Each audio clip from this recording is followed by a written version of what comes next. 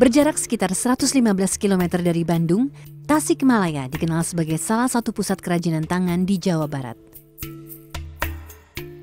Kota dengan penduduk 731.000 jiwa ini dikenal dengan produksi bordir, batik, kelom atau selop, dan payung hias yang dikenal dengan nama payung gelis.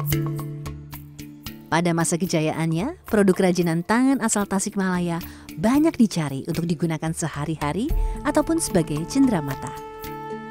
Bahkan saat Tasikmalaya resmi menjadi daerah otonom pada 2001, produk kerajinan tangan khas Tasikmalaya turut diabadikan sebagai logo atau lambang kota yang berjuluk Mutiara dari Priangan Timur ini. Adalah payung gelis yang dipilih menjadi lambang kota Tasikmalaya sebagai simbol pelindung bagi masyarakat dan semua aset kehidupannya.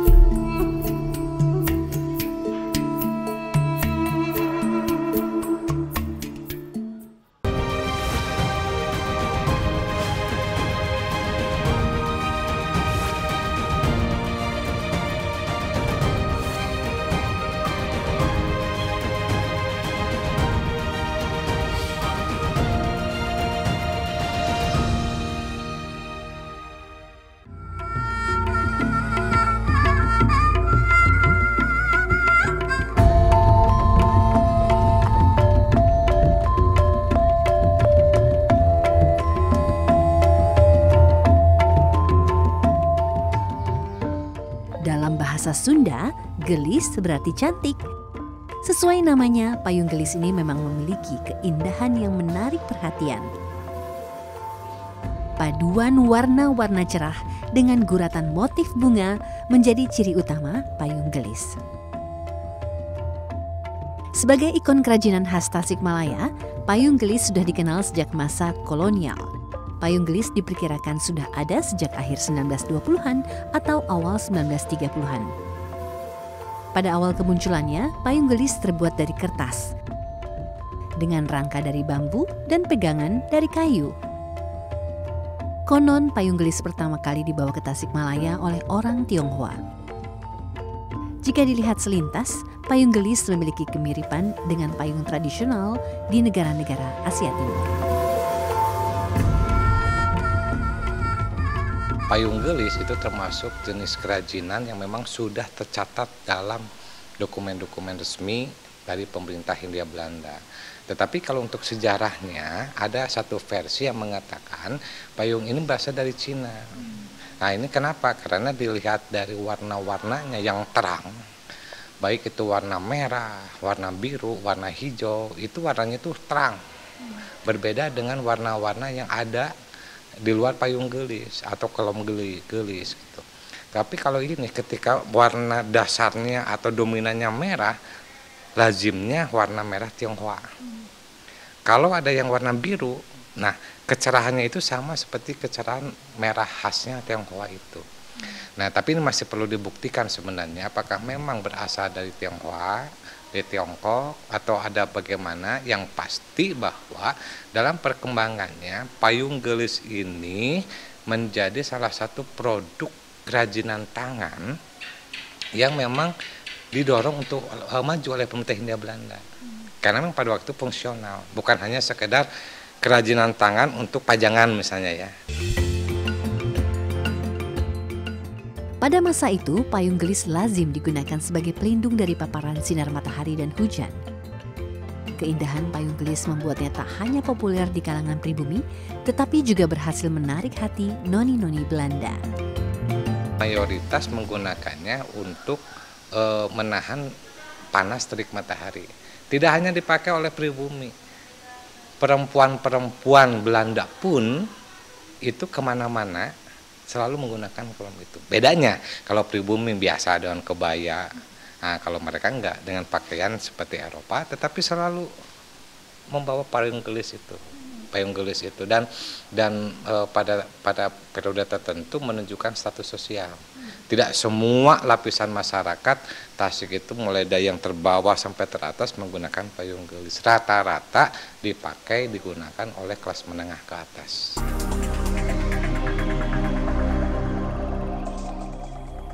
Pada 1930-an, payung gelis dikembangkan oleh salah seorang tokoh masyarakat asal kampung Panyingkiran Tasikmalaya yang bernama Haji Muhi. Awalnya ia membuat payung untuk melindungi diri dari panas dan hujan saat berladang. Hal ini kemudian diikuti warga kampung lain. Haji Muhi pun melihat payung gelis sebagai produk yang bernilai bisnis. Lama-kelamaan, kampung Panyingkiran dikenal sebagai sentra perajin payung gelis.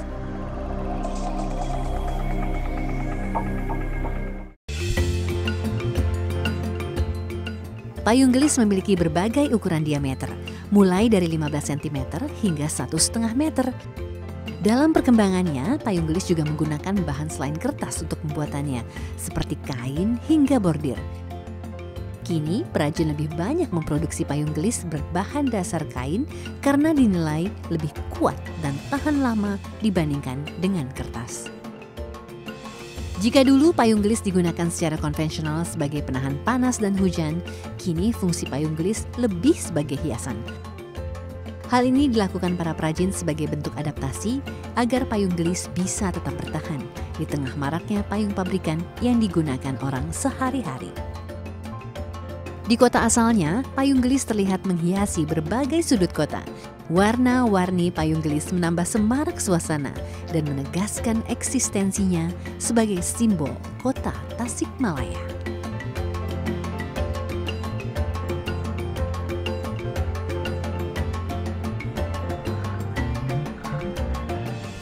Sering nu ngalukis belajar, tapi anger we abi kene pemainna teh. Ma iya kene teh. Da anu hiji terus teu damang sampean teh tiasa nu dua sareng si Nyai Hasana di dieu.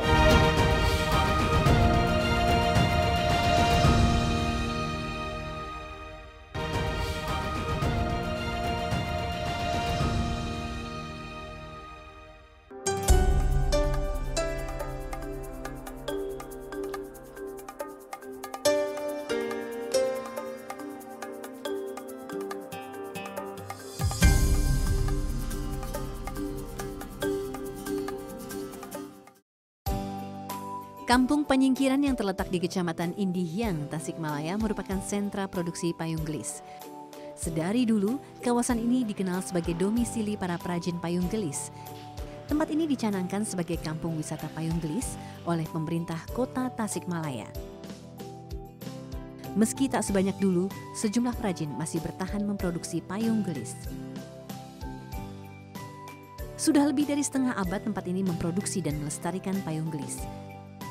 Saat ini karya utama dikelola oleh generasi ketiga, yakni Sandi Mulyana bersama 4 orang pegawainya. Menurut cerita para sesepuh di keluarga Sandi, dahulu penduduk desa Panyingkiran bekerja di tempat warga keturunan Tionghoa yang membawa cikal bakal payung gelis ke Tasikmalaya. Payung itu terbuat dari kertas dan disebut payung siung. Kang, ini kalau boleh tahu katanya salah satu payung legendaris ya gitu atau gimana sih Kang? Ini memang salah satunya payung gelis. Kalau bisa dibilang ini awal mulanya payung gelis.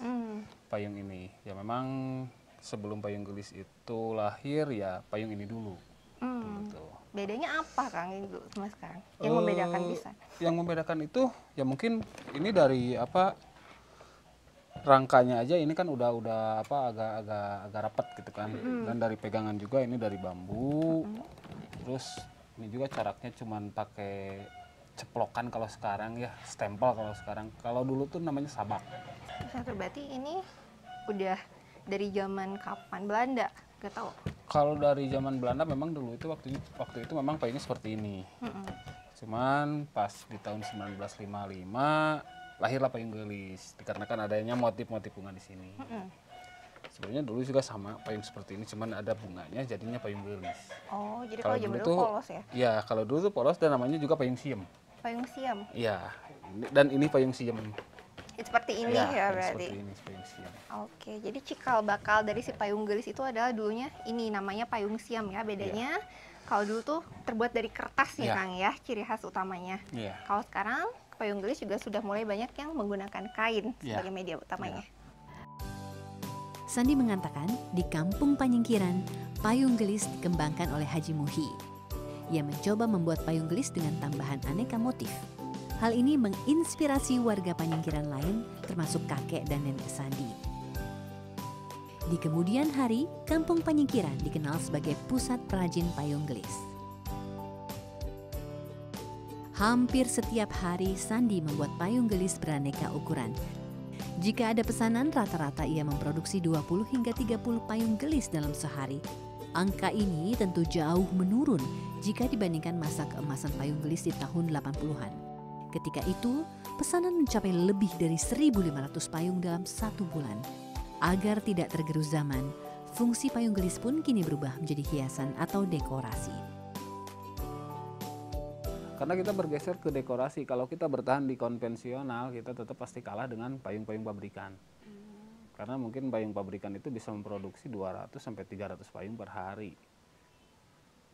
Makanya kita lebih baik ke dekorasi, karena kita memang bukan larinya ke dekorasi. Kenapa? Karena kita memang kerajinan gitu kan. Ini barang seni. Sebetulnya kita juga bukan tidak ada keinginan untuk menjadi konvensional lagi gitu kan. Tapi kalau misalkan ada pemesanan untuk payung konvensional, kita tetap produksi. Sandi mengatakan dalam proses pembuatan payung gelis, pembuatan rangka menjadi hal krusial. Rangka payung gelis biasanya terbuat dari bambu dan terdiri atas beberapa bagian, yakni bola-bola, usup atau jari-jari, serta sangga atau penyangga. Untuk membuat kerangka, bambu dipotong sesuai ukuran dan dibersihkan agar lebih mudah menempel. Potongan bambu kemudian dilubangi menggunakan mesin bor. Lubang ini adalah jalan masuk untuk menganyam benang.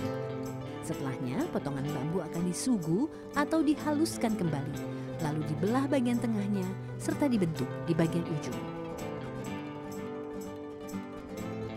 Satu persatu potongan bambu kemudian akan dipasang di bagian bola-bola. Perajin akan memasang benang di bagian sangga atau penyangga untuk merekatkan rangka. Rangka yang sudah membentuk jari-jari dan penyangga kemudian digabungkan kembali sehingga membentuk rangka payung yang utuh. Selanjutnya, perajin mengikat bagian ujung rangka payung dengan benang agar bentuk rangka semakin kokoh. Bagian sangga juga kembali dianyam dengan benang warna-warni. Rangka payung pun sudah siap dipasangi kertas atau kain di atasnya.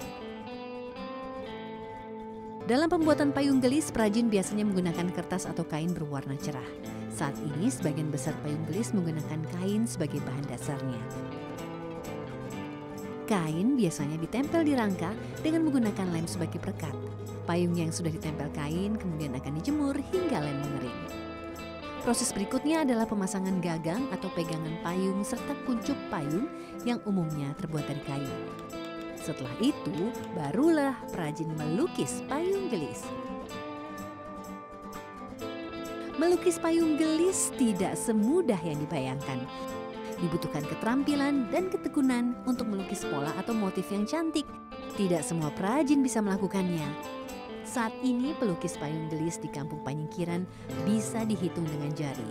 Salah satu pelukis andalan adalah Mak Iyah. Meski sudah berumur 77 tahun, keterampilan Mak Iyah dalam melukis payung gelis sulit dicari gantinya. Ketika melukis, jari jemarinya seolah menari di atas permukaan payung, menggambar aneka bunga nan indah. Pulasan warna-warni cantik semakin menambah keelokan kerajinan yang sudah diakui sebagai warisan budaya tak benda ini. Mak Iyah menyebut motif bunga sebagai motif yang senantiasa populer. Namun di masa lalu ada beberapa motif khusus untuk payung gelis yang lebih rumit dan sulit untuk dilukis. Kami payung gelis nih mak ngalukis nate kembang ya kedah kembang kunaon kembang dan nu pesena teh nate kembang unggul da ketararangan ari nu kapungkur mah abina sok sesah sok sesah ngaetanana ngadamelna da kesel atuh model kemerak ngibing tos ribut setiap bari kesel ngadamelna nu kitu mah upami anu pesen teh anu kieu mah kumaha bunga tina ayeuna mana Mak Iyah kitu upami bunga anu rupi-rupi we nu paresen teh pami kapungkur mah aya sababaraha hiji 5 nya soalna teh nya mah nya kamu payung gelis teh naon wae mah naonana nu 5 gambarna teh pami kapungkur mah naon wae? Merak piping. Merak piping berarti gambar merak. Gambar dina kertas. Teras geus ribut. Geus ribut teh. Sitiak bari. Eta teh gambarna kumaha pami nu kitu? Tah, Gambar naon eta teh? tos ribut. Tos Kemang gunduk penginten ayeuna sapertos ieu. Namina. Sitiak bari mah anu dilebetna sirkal. Mali mah da aya di dieu. Nanti diical da. Sieun aya anu pesen sesah gitu. Kapungkur berarti pesen seueur mah sesah dalami atuh nu kitu mah. kapungkur mah berarti langkung pami ngadamel teh namanya. Tias mun pami Warna ngadamel kertas. sabaraha jam gitu mah. Ngalukis Eta mah namanya. lami. Lami aya setengah jamna. Setengah jam. Jaba ku sirkal, jaba aster, jabi titikna, di ngadamel titikna ge sesah. Iya susah. Kupaku kana kai gitu 5.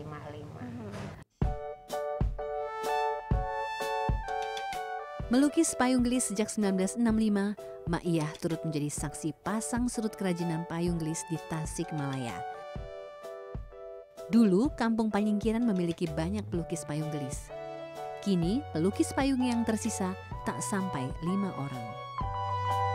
Makan ayeuna teh tos sepuh gitu nya mah nya hoyong aya ieu teh sih penerus gitu nu ngalukis. Hoyong mah mung atuh da aralimeun geuning putra abdi ge sering nu ngalukis belajar tapi anger we abdi kene pemainna teh mah iya kene teh da anu hiji tos teu damang sampean teh tiasa mung 2 sareng si Nyai Hasana di dieu teh. Kantun Ngan 2 pabrik di itu nu tatanyakan. Ari abi mah di Dejang Sandi. Kantun 2 andeui nu tiasa ngalukis teh di dieu teh nya. Ngalukis di dieu teh. Alah, kumaha atuh engke. Duh. Tapi nu aya ieu mah aya mah nu sok hoyong belajar ngalukis mah sok aya. Oh iya, aya sok hoyongeun tapi nya eta tos di piwarang teu tiasa wae gitu. Sesah cenah. Sesah berarti nya gambarnya. Pami aya pesen gitu hoyong bungana teh rupa-rupa. Pangitan sesah keda emutan.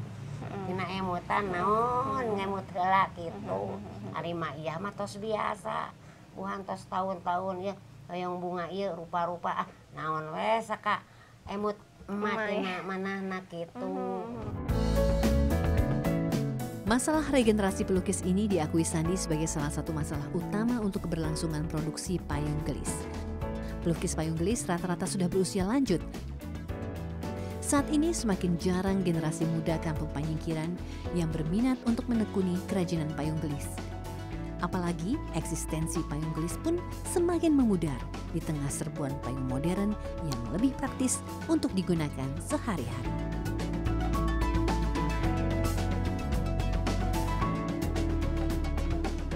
Harapan saya mungkin ke depannya mungkin untuk anak-anak muda supaya kebudayaan dijaga, tradisi dijaga, jangan sampai punah.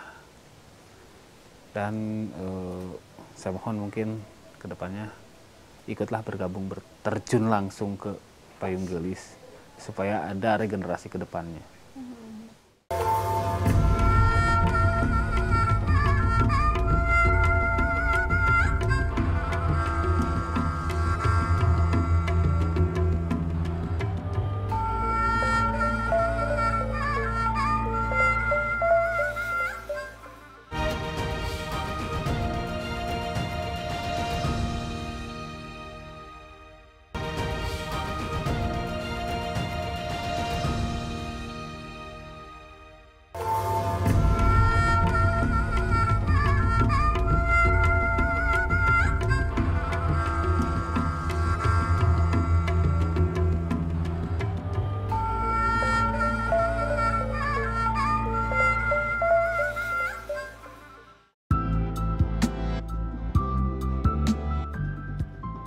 Pada 2021, payung gelis telah ditetapkan sebagai warisan budaya tak benda oleh Kementerian Pendidikan dan Kebudayaan.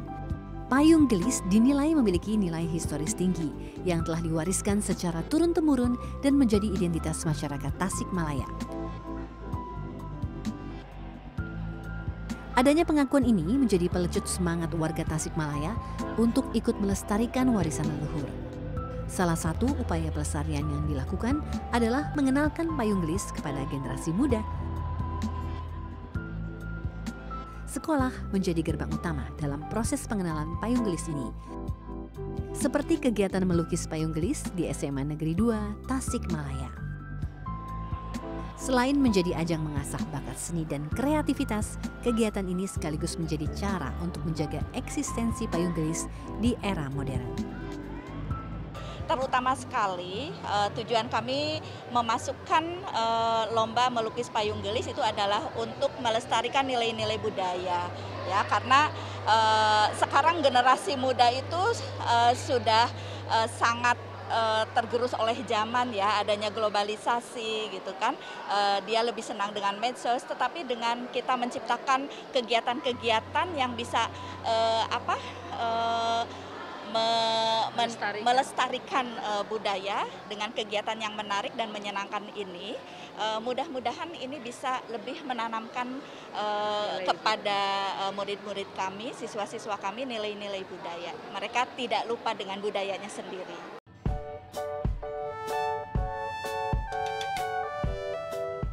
Bagi generasi muda, payung gelis adalah warisan seni budaya dari masa lampau yang sudah selayaknya terus dijaga kelestariannya. Kalau misalkan kita tidak ada upaya dalam pelestarian kebudayaan, takutnya malah akan hilang gitu. Yang dimana para leluhur kita sudah membuat, sudah menjaga si kebudayaan tersebut. Apabila dari generasi muda yang sekarang tidak ada upaya sedikit pun untuk pelestarian, itu menurut saya itu akan sangat sia-sia sekali gitu. Jadi kita sebagai generasi muda patutnya untuk melestarikan budaya tersebut. Sekecil apapun usahanya, sebagai generasi muda tentunya kita harus bisa melestarikan kebudayaan yang ada di daerah kita seperti itu.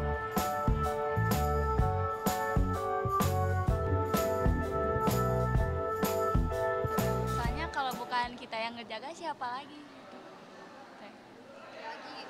Kita juga termasuk generasi penerusnya kan. Di era globalisasi ini kan udah ketutup sama modernisasi yang udah merebak kemana-mana. Mungkin banyak hal-hal negatifnya dengan melukis payung gelis ini kan, termasuk kalau di bahasa Sundanya tuh ngamumole ya teh, ngamumole kebudayaan kita kayak gitu. Pengenalan payung gelis kepada halayak ramai juga dilakukan dengan melibatkan payung gelis dalam beragam event di Tasikmalaya. Pada perayaan ulang tahun Tasikmalaya dan Tasik Oktober Festival misalnya, payung gelis senantiasa hadir mengiringi beragam atraksi budaya. Dengan fungsi untuk dekorasi, payung gelis juga kini banyak digunakan sebagai properti dalam kesenian, seperti dalam seni tari. Meleburkan payung gelis dalam seni pertunjukan seperti ini bisa menjaga eksistensi payung gelis dari ancaman kepunahan. Kebetulan kemarin dari Kementerian Pariwisata dan Ekonomi Kreatif itu payung gelis masuk di dalam daftar warisan tak benda dengan UNICEF di PBB. Sehingga dengan itu mari kita ini harus dimajukan tentang payung gelis, baik itu sebagai fungsi daripada payung itu dan sebagai cenderamata atau hiasan kota Tasikmalaya. Menjadikan satu ikon kota Tasikmalaya inilah payung gelis. Berarti upaya pelestariannya makin ditingkatkan. Makin ditingkatkan dan lagi harus diketahui dari bidang budaya, bidang seni, bidang pariwisata. Saya mencoba misalnya sekarang beberapa tari payung gelis itu sudah diciptakan oleh budayawan dan seniman kota Tasikmalaya. Alhamdulillah sekarang sudah punya yang namanya tari payung gelis untuk yaitu tadi melestarikan daripada nilai-nilai seni dan budaya terhadap payung gelis. Sebagai bentuk dukungan pelestarian, pemerintah kota Tasikmalaya juga memberi bantuan bagi para perajin agar bisa bertahan. Mulai dari bantuan modal hingga pelatihan untuk meningkatkan keahlian. Meski masih banyak tantangan, pemerintah optimistis payung gelis bisa bertahan. Itu yang ini, yang sekarang mungkin tercatat di kami itu hanya tinggal 5 kelompok. Begitu juga dengan usianya yang sudah nenek-nenek, kakek-kakek. Tidak ada satu, ini juga permasalahan buat kami untuk mengembangkan yang namanya payung gelis. Jadi yang tadinya 30, satu kelompok itu ada yang 5, ada yang 7, sekarang tinggal 5 kelompok. Begitu juga itu yang dipertahankan. Tidak ada estafet ke generasi kepada generasi muda.